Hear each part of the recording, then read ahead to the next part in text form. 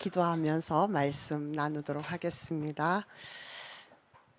성령 하나님께서 이 자리에 임재하심을 감사와 찬양을 올려드립니다. 아버지 하나님, 이 시간 우리 삶 가운데서 각자의 정황 가운데서 주님을 만나기 위해서 왔습니다. 어떤 사람은 몸이 아파서, 어떤 사람은 마음이 아프고, 어떤 사람은 환경이 어렵고, 그럼에도 불구하고 주님만이 우리의 주인이심을 알고 또 깨닫고 더 그 주님을 더욱더 깊이 만나기 위해서 이 자리에 왔습니다. 성령 하나님, 우리를 도우시는 분이시며 우리를 위로하시는 분이시며 우리를 상담해 주시는 성령님, 이 시간 각자의 마음을 만지시고 열어주시고 하나님의 위로와 사랑을 더하여 주옵소서. 감사드리며 예수님 이름으로 기도합니다. 아멘. 할렐루야. 네, 오늘 말씀은 여러분들 열왕기상이잖아요. 우리 계속적으로 이제 지금까지 열왕기상 1장, 2장을 지금 우리가 말씀을 큐티를 하고 있는데요. 오늘의 제목은 어리석은 지혜.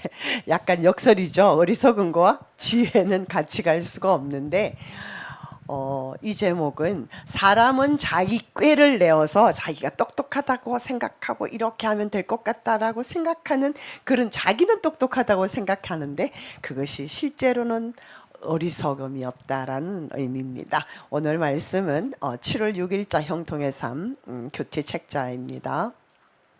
열왕기상 2장부터인데 2장 13절부터인데요.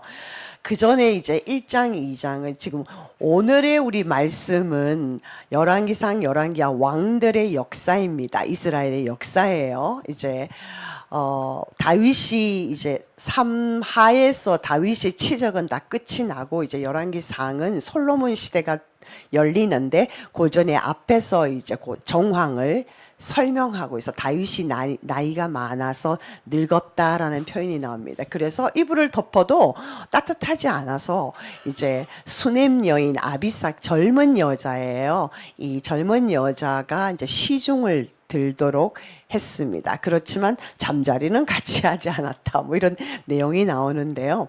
이 수넴 여인을 이렇게 표현할 때 심히 아름다웠다라고 해요. 그런데 우리 다윗이 밧세바가 목욕하는 장면을 봤을 때 아주 매우 아름다운 여인이었다라고 표현이 나와요. 동일한 표현이 나왔는데 그 밧세바 사건을 좀 이렇게 상기시키게 되는데, 그런데 여기서는 다윗이 그녀와 동침하지 않았다 라는 표현을 하고 있습니다. 일부 학자들은 뭐 힘이 없어서 그렇다, 늙어서 그렇다 그런데 또 일부 학자들은 다윗이 밧세바 사건을 경험했기 때문에 그가 정말 여인들을 조심하고 경건을 유지하려고 했다, 뭐 이렇게도 해석이 가능해요. 근데 성경이 정확하게 말하고 있지 않기 때문에 우리는 여러 가지를 추측해 볼 수 있습니다. 자, 그런 와중에 다윗의 넷째 아들, 그러니까 다윗이 아내가 정식 아내만 해도 원래 이제 미갈, 사울의 딸이 원래 본 부인이죠. 정실 부인입니다. 근데 그 외에 여러 부인을 뒀어요. 10명 정도. 그리고 이름을 알 수 없는 부인들도 많아요. 그러니까 당연히 자녀가 많겠죠. 우리 가깝게는 우리 이시조선 시대를 생각해 보면 아내가 많고 첩이 많고 자녀가 많으면 문제가 많습니다. 그 집안에. 그러니까 하나님이 원래 창세기에서 일부 일처를 만드셨어요. 하나님의 방법이에요. 근데 인간이 악해서 일부 다쳐 뭐 이렇게 되어진 거죠. 그러니까 그것으로 인해서 빚어지는 모든 문제는 고스란히 자신의 책임이에요. 아무튼 이 다윗의 집안도 좀 여러 가지 어려움이 있었는데 학깃이라는 그 부인의 아들 아도니아가 문제는 스스로 왕이 되고자 한 거예요. 그래서 이제 왕의 그 제사장 아비아달, 이 아비아달은 되게 중요한 사람이에요. 여러분 놉 그 제사장 기억나죠? 놉에 있는 그 다윗이 사울이 죽이려고 할 때 피해서 도망간 놉 제사장 있는 곳에 갔잖아요. 거기서 막 굶주리고 할 때 이 놉 그 아히멜렉 대제사장이 다윗을 도와줍니다. 그리고 진설병도 먹게 하고 하면서 또 그 골리앗의 칼도 주고 그렇게 하잖아요. 그렇게 도왔는데 나중에 사울이 그 사실을 알고 와서 다 죽입니다. 다 죽이고 딱 아들 하나 남았는데 그가 아비아달이에요. 그래서 이 사람이 정말 구사일생으로 도망을 가서 다윗에게로 피해서 그 사건을, 그 상황을 전달해 줍니다. 당연히 다윗이 너무 고맙겠죠. 그래서 나중에 대제사장으로 아비아달을 발탁해요. 근데 그 아달이 이제는 아도니아 편에 섰다라는 거예요. 참 가슴 아픈 일이죠. 그리고 군대 장관 요압. 네, 요압은 다윗의 어머니의 여동생의 아들이에요. 그러니까 이종 사촌입니다. 아무튼 여기 요압은 엄청난 용사예요. 그래서 요압은 정말 다윗을 위해서 충성을 많이 했는데, 그런데 자기의 힘을 너무 과시하고 자기를 너무 높이다 그럴까? 자신만만하다 그럴까? 교만해졌다 그럴까요? 그렇게 해서 다윗의 명령을 어깁니다. 그러면서 이제 아브넬도 죽이고요. 그러니까 사울의 아들 이스보셋이 왕이 되어서 3년간 다스렸거든요. 그 왕의 군대 장관이 아브넬인데, 이 아브넬이 나중에는 다윗에게 투항을 하려고 해요. 그때 요압이 죽여버려요. 왜냐하면 자기 세 번째 동생을 죽였기 때문에 이런 하여튼 복잡한 그런 상황이고요. 그 다음에 이제 압살롬의 군대 장관이었던 자도 죽여버려요. 그러니까 그들이 능력 있고 하니까 다 정적을 제거했습니다. 요압이. 하여튼 요압이 정말 다윗에게 충성도 했지만 그 충성을 하는 뒷면에는 자기의 권력을 유지하기 위해서 하는 그런 약간 간악한 계략 같은 것이 숨어 있습니다. 말씀을 쭉 보면. 아무튼 간에 이 당시까지만 해도 아비아달과 요압이 굉장히 큰 충신이었는데 그들이 배신하고 아도니아 편에 섭니다. 이들이 다윗이 바세바에게 그 전에 너의 아들 솔로몬에게 왕위를 주겠다라고 약속을 한 것을 모를 리가 없었을 텐데도 서열상은 아도니아가 맞아요. 암논이 제일 첫째 아들인데, 이 암논이 그 압살롬의 동생 다말을 강간을 하잖아요. 그래서 이제 압살롬이 별로다가 나중에 암논을 죽여버립니다. 그 다음 아들이 길르압 혹은 다니엘이라고 하는데, 그 사람의 두 번째 아들에 대해서는 성경에서 언급이 되질 않아요. 이름만 나와요. 아마 몸이 병약했거나 죽었거나 큰 어떤 역할을 하지 못했기 때문에 그런 것 같고, 세 번째는 압살롬이고, 이 압살롬이 아버지를 반역했죠. 자, 그래서 이제 어쨌든 없어졌습니다. 다 죽었어요. 그 압살롬을 죽인 자도 요압이죠. 물론 이제 창에 찔려서 이제 숨을 헛떡이고 있었지만 결국 그를 데리고 와서 치료해줘서 살리고 감옥에 넣고 이렇게 해도 될 텐데 죽였어요. 근데 아버지 다윗이 압살롬을 잘 봐달라고 부탁해요. 압살롬을 치러 갈 때도. 그런데도 요압은 잔인하게 살아있는 압살롬을 이렇게 찔러서 죽입니다. 아무튼 그래서 이제 넷째 아들이 아비아달이 서열상은 맞지만 이미 다윗의 마음에는 솔로몬을 정하고 있었고, 성경에 딱히 솔로몬이 왕이 되어야 한다라고 하나님이 명확하게 명시한 구절은 없어요. 그런데 다윗이 어떤 사람입니까? 하나님을 정말 마음에 합한 자이고 하나님의 뜻대로 행하려고 하는 사람이며, 그가 이제 많은 아들 중에 이제 솔로몬을 왕으로 이렇게 채택하겠다라고 바세바에게도 얘기하고, 또 제사장들도 그 사실 다 알고 있다는 사실은 공식적으로 하나님이 인정했다고 보아지는 거예요. 네. 자, 그런데 이 아도니아가 이제 제사장 아비아달, 그 다음에 군대장과 요압, 그리고 병력 있잖아요. 군사력. 그 다음에 종교 지도자, 그 다음에 이제 백성들, 그리고 이제 유력자들을 모아서 자기가 막 잔치를 열어요. 그래서 왕이 된 것처럼 막 이렇게 먹고 마시고 있는 와중에 그런데 이 아도니아가 초청하지 않는 사람이 있습니다. 나단 선지자가 있었거든요. 나단 선지자는 다윗에게 막 그 바세바 사건에 대해서 막 야단치고 한 선지자예요. 이 사람도 초청을 하지 않았고, 그 다음에 제사장 사독도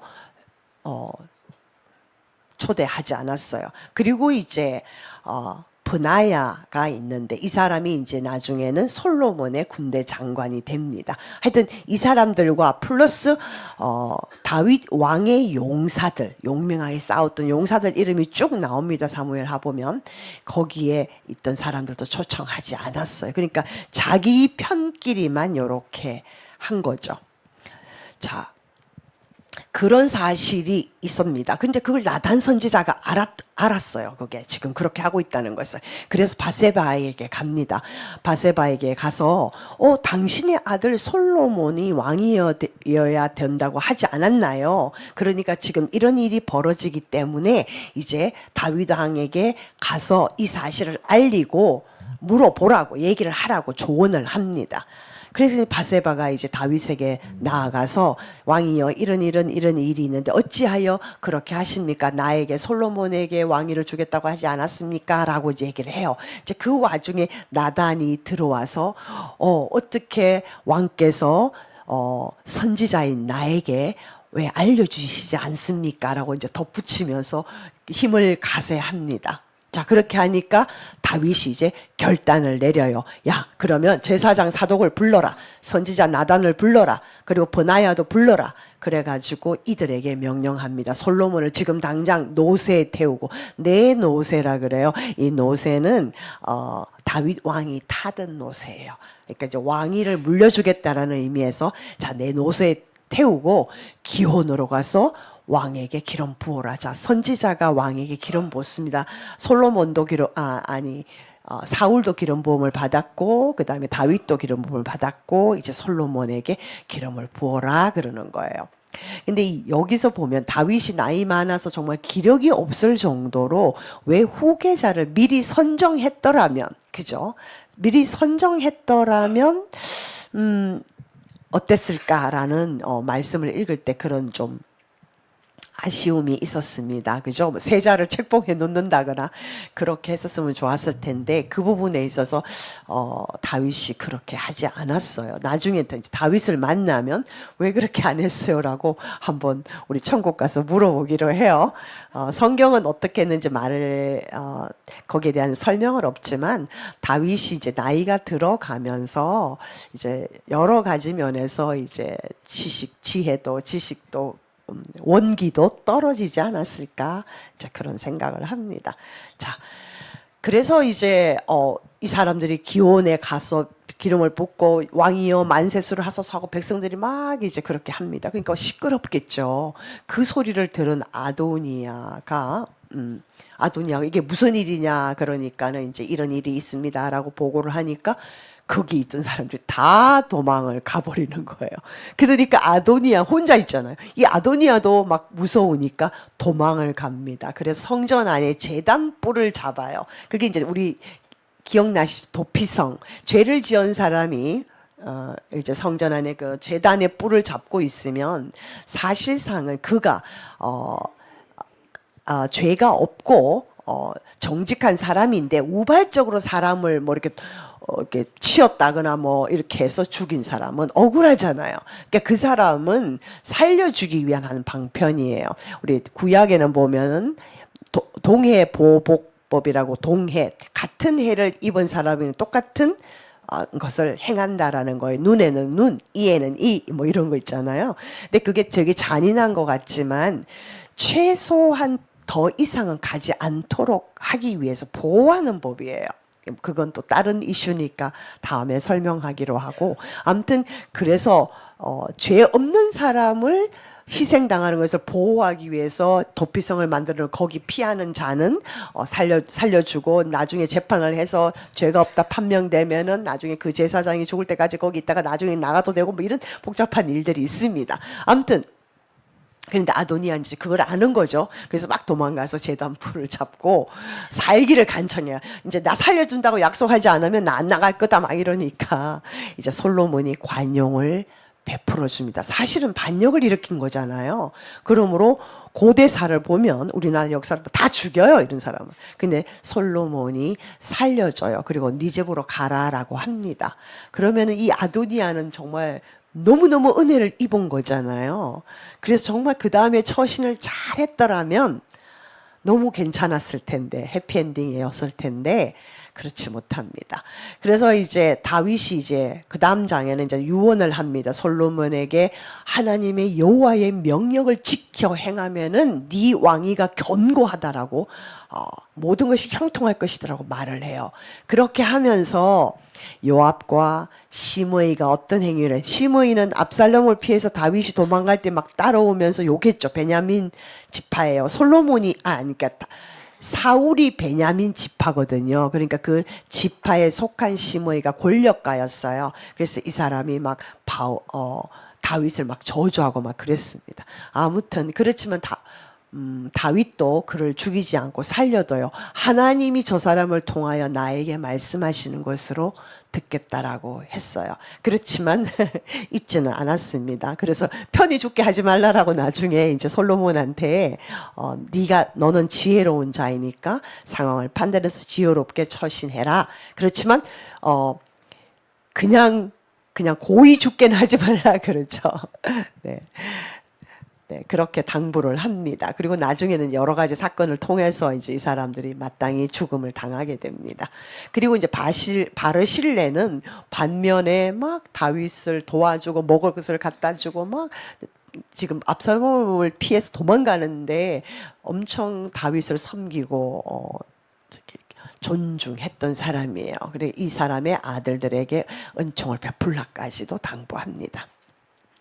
그리고 이제 다윗이 죽었다라고 해요. 헤브론에서 7년, 그리고 이제 통일 이스라엘 왕국이 되면서 예루살렘으로 성읍을 옮기면서 도읍지를 옮기면서 이제 33년을 치리했습니다. 그래서 총 40년이에요. 헤브론에서는 다윗이 왕이 되었지만은 이스보셋이 그 당시에는 아직도 통치하고 있는 구역이 있었거든요. 그래서 통일 왕국은 아니었습니다. 그러면 이제 그것이 다 평정되고 이제 이스보셋이 사라지고 그 부하들이 투항하고 하면서 이제 통일 왕국을 이루고 33년을 예루살렘에서 치리하면서 다윗이 죽습니다.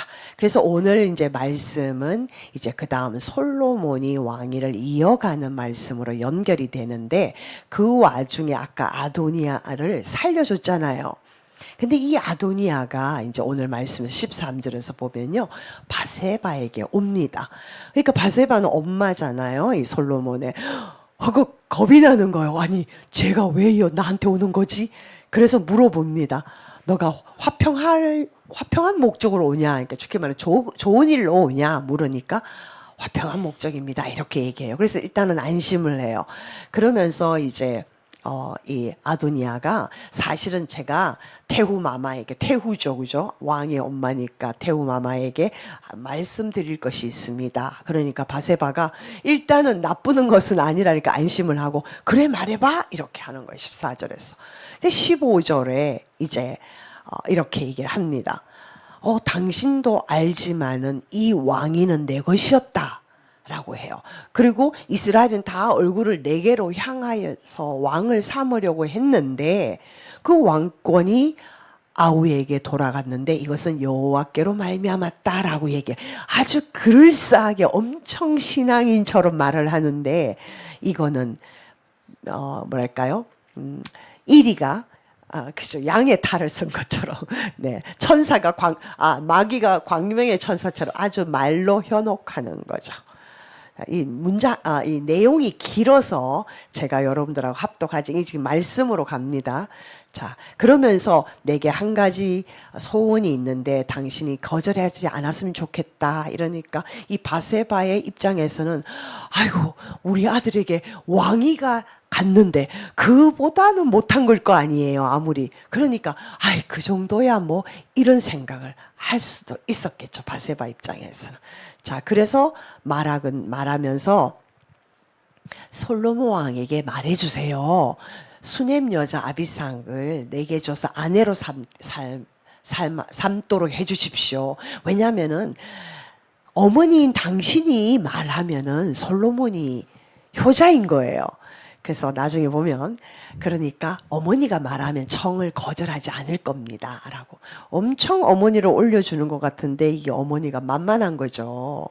자, 그러니까 바세바가 생각이 없어요. 오케이, 그렇게 말할게 이렇게 얘기하는 거예요. 지금 뭔지도 지금 제대로 짐작도 못하고 그냥 내 아들에게 왕위만 넘어가면 돼.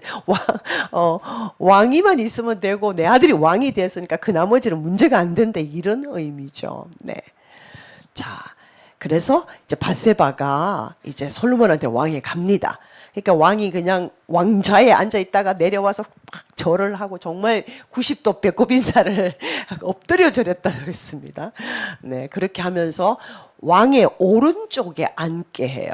그러니까 오른쪽이라는 것은 모든 것입니다. 권력이나 지위나 이런 것이 여러분 오른팔, 오른쪽 이것이 굉장히 높은 예우를 뜻합니다. 그 오른쪽에 그가 그의 오른쪽에 앉았는지 여러분들이 헷갈리실 것 같아요. 그 앞에 그는 솔로몬이고요. 그가 앞에는 어머니예요. 그가 그의 오른쪽 솔로몬의 오른쪽에 앉게 했습니다. 그러니까 솔로몬이 굉장히 깍듯하게 예우를 한 거죠. 그러니까 바세바가 이제 내가 한 가지 작은 일로 이렇게 해요.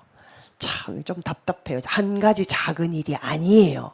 지금 아도니아가 아비삭을 구한 것은 그런데 본인이 생각할 때는 그냥 뭐 선왕의 많은 여자 중에 하나 정도 주는 것 뭐 어떠랴 이렇게 가볍게 생각했다라는 거예요. 그러니까 거절하지 마세요 하니까 솔로몬이 그럼요 어머니 말씀이 제가 어떻게 거절하겠습니까 이런 뜻이에요. 그러니까 21절에서 아비삭을 아도니아에게 줘라 아내라 삼아라.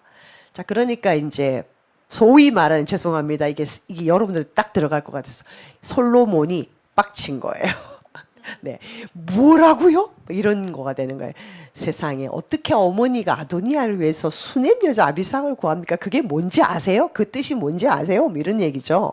그리고 그러면 아도니아가 나의 형이니까 그냥 왕권도 그에게 주라고 얘기하세요. 또 그뿐만입니까? 제사장 아비 아들도 뭐 석방하고 뭐 상을 주라고 얘기하시죠. 요압을 위해서도 생명을 구하십시오. 라면서 이제 정말 빡쳐서 어머니에게 막 퍼붓는다? 퍼붓는다까지는 좀 그렇고 어머니가 모르고 있던 사실을 굉장히 강력하게 항의를 하고 있죠. 그러면서 이제 23절에 이렇게 얘기합니다. 아도니아가 이렇게 말했기 때문에 하나님이 반드시 벌을 내리실 것이다. 그렇지 않으면 내한테 하나님 벌을 내리실 것이다 라고 얘기합니다. 그리고 이제 24절에서 자, 아버지 다윗을 대신해서 왕위에 올리신 분은 결국 하나님이라는 거예요. 하나님이 이 집을 세우신 그 하나님을 살아계심을 걸고 내가 말하건대 아도니아는 오늘 죽는다. 그러면서 이제 브나야를 보내서 쳐서 죽입니다. 이게 오늘 말씀이에요. 그래서 이 말씀에 따라서 제가 이제 13절 부분에 들어가면은요. 아도니아는 왜 바세바를 찾아갔나? 여러분 말씀에서 한번 묵상을 해 보셨을까요? 그럼 아도니아는 어떤 사람인가? 네. 첫째는 바세바를 찾아간 이유는 솔로몬을 대하는 것보다는 엄마를 다루기가 훨씬 쉽죠. 그죠? 속이기가 쉬웠죠. 그러니까 엄마 마음을 이용한 그 찬스를 쓴 거예요. 엄마는 우리 아들이 무사하고 별일만 없는 것만 해도 좋다. 이렇게 생각하니까. 그걸 알고 간 거죠.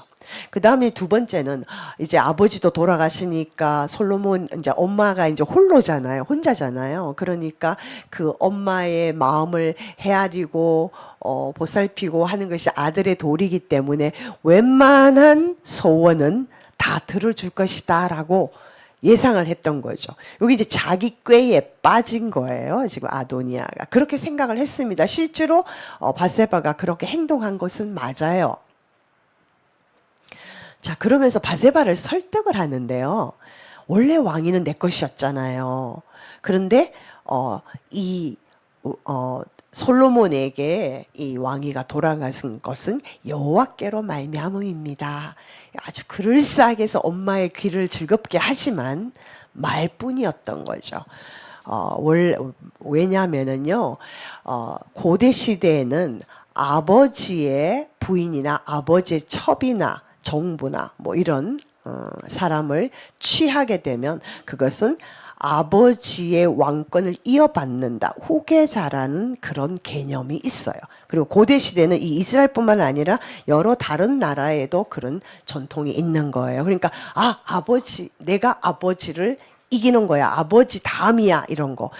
기억나시죠? 압살롬이 이제 다윗이 성을 비워두고 갔을 때 첩을 10명을 그 성을 지키게끔 도왔을 때 어떻게 했어요? 아히도벨이 그들을 취하라고 하죠. 그래서 압살롬이 대낮에 그들을 지금 성폭행을 하는 장면이 나옵니다. 왜요? 아버지의 왕권이 이제 내게 왔다라는 것을 과시, 위세, 그죠? 위세를 떨치기 위해서 그렇게 한 거죠. 이런 의미가 있습니다. 그런데 여기서 보면은요, 아비삭을 요청하는 아도니아의 마음에는 사실상은 수넴 여인 아비삭이 아주 어렸어요. 그래서 다윗이 추워하니까 안아주고 우리 몸을 따뜻하게 하고 그렇게는 했지만 동침은 하지 않았기 때문에 엄밀한 말하면 아버지의 사람이 여자가 아니지 않느냐, 요런 식의 개념을 가지고 이제 바세바를 설득했다고 보는 거죠. 그랬을 때 성공을 했어요. 바세바가 이제 왕에게 가서 얘기를 했기 때문에. 그런데 여기서 아도니아가 굉장히 음흉한 계략을 꾸미는 겁니다. 여러분, 죄라는 거는요, 한 개 양보하면 그 다음에 죄가 끊어집니까? 그 죄를 타고 플러스 1, 플러스 2 이렇게 하면서 죄는 꼬리를 물고 그 발판을 타고 죄는 우리를 정복하려고 합니다. 그래서 하나님께서 죄를 다스리라 그러시잖아요. 창세기에서 가인에게 그 말씀을 하시죠. 그런데 지금 현재는 그냥 아비삭 정도야 어떨까라는 분위기를 만들었다는 거죠, 아도니아가.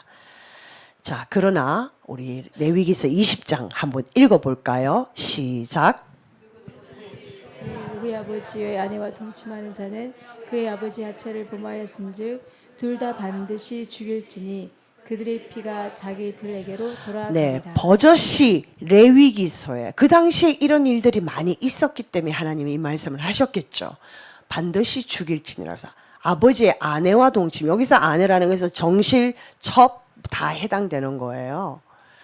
자, 이것은 죄입니다. 하나님이 죄라고 말씀하시는 거고, 그리고 이것은 그 개인의 사람에게 있어도 수치입니다. 어떻게 아버지의 아내랑, 그죠? 그러니까 나라의 윤리적인 도덕 기강이 다 흔들리게 되는 거고, 여기서는 오늘의 아도니아가 이렇게 했다면요, 더 큰 계략을, 악으로 나아가게끔 하는 발판이 되는 거죠. 작은 일이 아닙니다. 그죠? 결코 작은 일이 아닌데도 불구하고 바세바는 그냥 한 가지 작은 일 이렇게 얘기를 하는 거예요.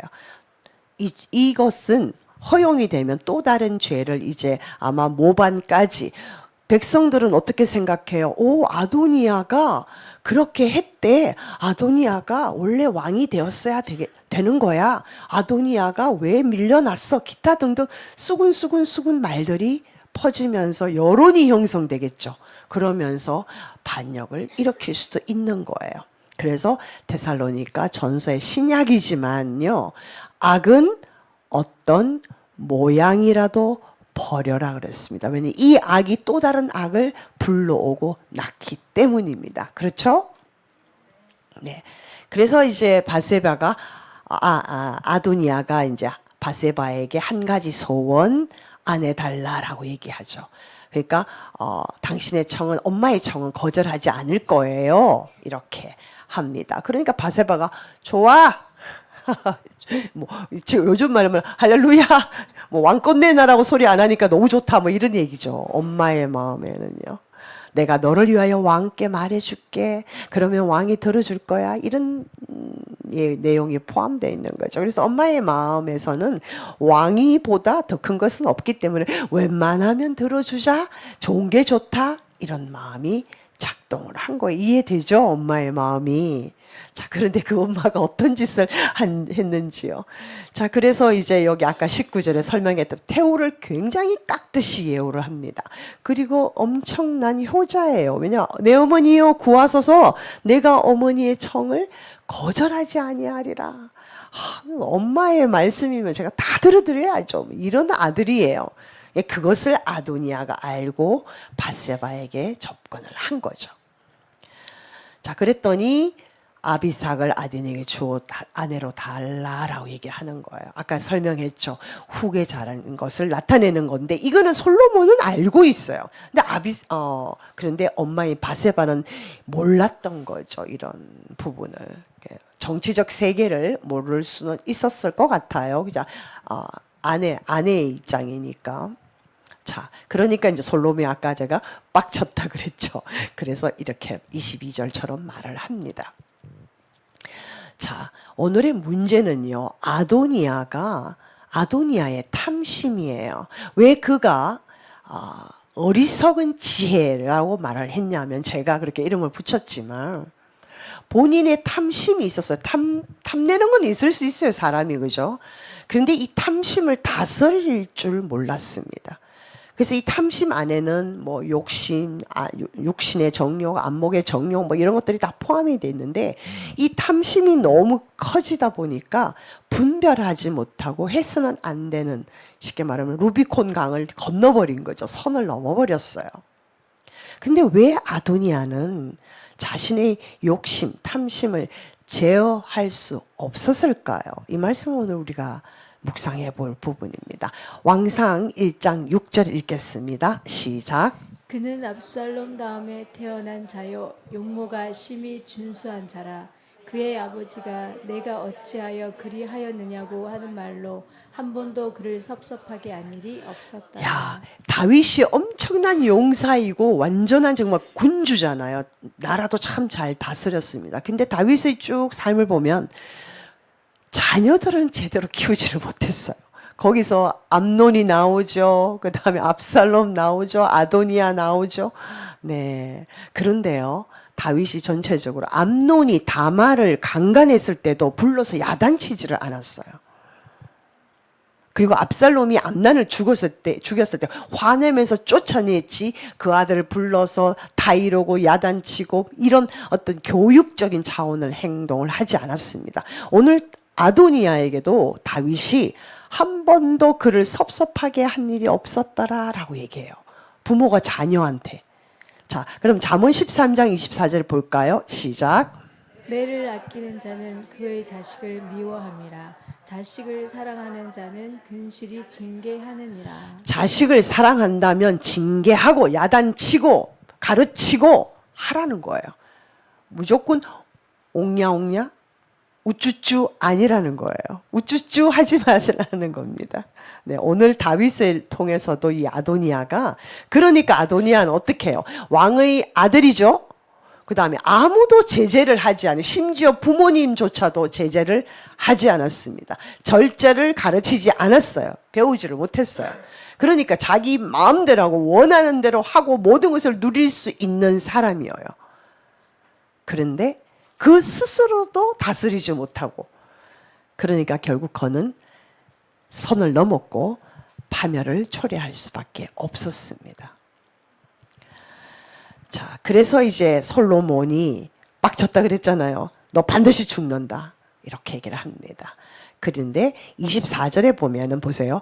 내 아버지 다윗의 왕위에 오르게 하시고 허락하신 말씀대로 나를 위해 집을 세우신 여호와께서 지금 아도니아와 바세바와 지금 솔로몬 이렇게 세 인물이 등장했어요. 그죠? 오늘 말씀에서. 근데 아무도 솔로몬 외에는 여호와 하나님 이름을 거론하지를 않아요. 그러니까 바세바와 아도니아에게 있어서는 우선순위가 하나님이 아니었다는 거예요. 아마 바세바에게서는 아들이 우선순위였을 것 같고요. 아도니아에게는 왕권이 우선순위였지 하나님이 여호와 하나님이 아니었어요. 이해되시죠? 자, 그러니까 지금 죽여서 결국은 파멸을 당했습니다.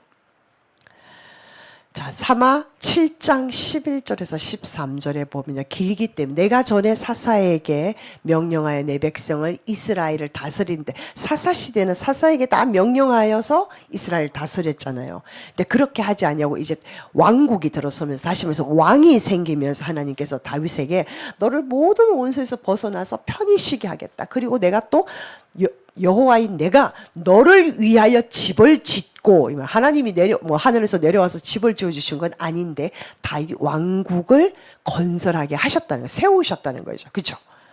여호와께서 집을 세우지 아니하시면 파수꾼의 허사가 경사로 헛되미로다 할 때 그때 세운다는 얘기는 하나님이 직접 집을 지으신다는 게 아닌 의미죠.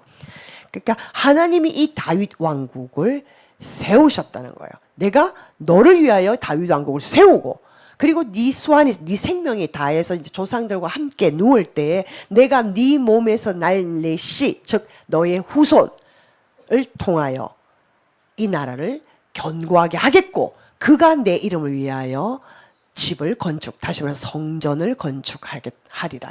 다윗은 성전 건축을 너무너무 하고 싶어서 다 준비를 해뒀는데 하나님이 못 짓게 하셨어요. 왜냐하면 다윗은 너무 많은 사람과 전쟁을 하고 죽이고 이런 피를 흘렸기 때문에 하나님이 네가 성전 짓지 마라. 너는 준비만 해라. 그리고 이제 네 아들 솔로몬에 가서 지어라.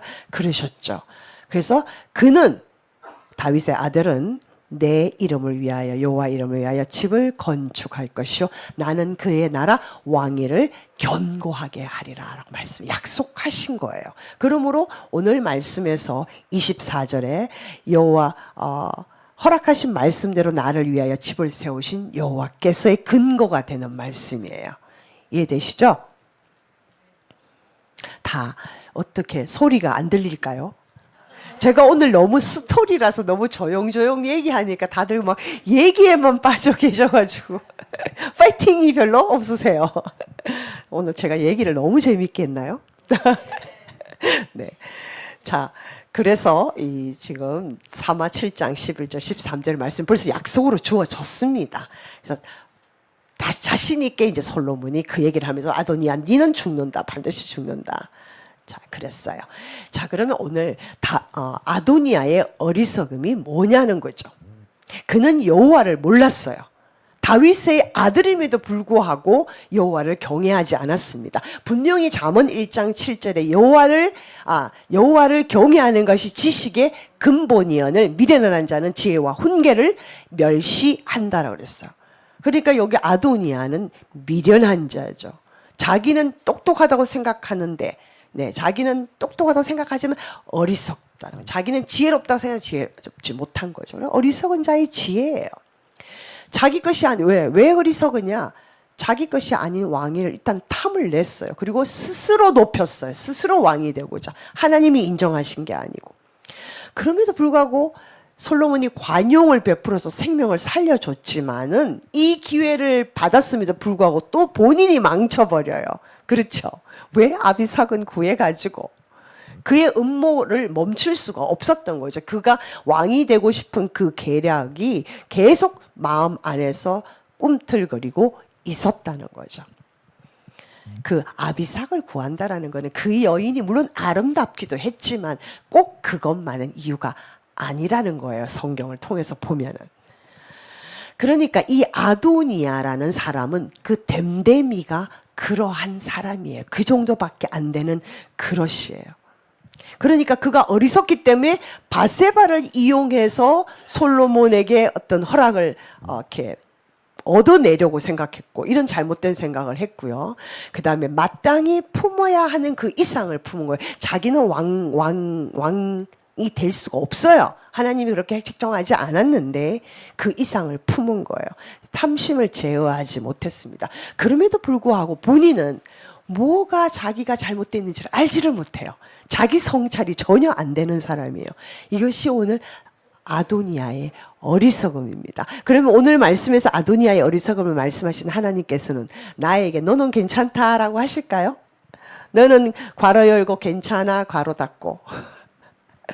네, 모두 다 고개를 절레절레 하셨어요. 그죠? 네, 우리도 분명한 것은 여기에 속한 우리의 어리석음이 있을 수 있죠. 오늘 말씀을 통해서 그 어리석음을 하나님께서 말씀하고 계시는 거죠. 자, 로마서 12장 3절에 보면요. 이렇게 바울이 얘기하고 있습니다. 내게 주신 은혜로 말미암아 너희 각 사람에게 말하노니 마땅히 생각할 그 이상의 생각을 품지 말라라고 하는 거예요.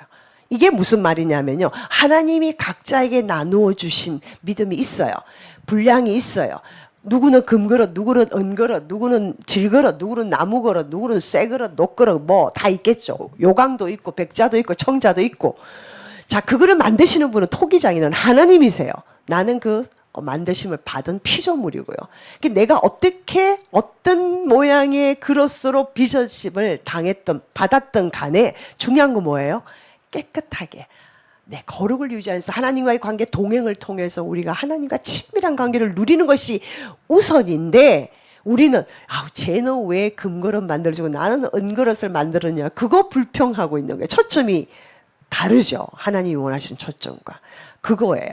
마땅히 생각은 나는 금그릇으로 하나님 만드시지 않았는데 나는 자꾸 금그릇을 탐낸다면 나는 마땅히 생각할 그 이상의 생각을 품는 거예요. 아도니아가 하나님이 다윗의 후계자로 만드시지 않았는데 계획하시지 않았는데 그 이상 자기가 왕이 되려는 그 마땅히 생각할 그 이상의 생각을 품음으로 말미암아 그것을 절제하지 못하고 그것이 발현되도록 해서 결국은 파멸을 초래한 거죠.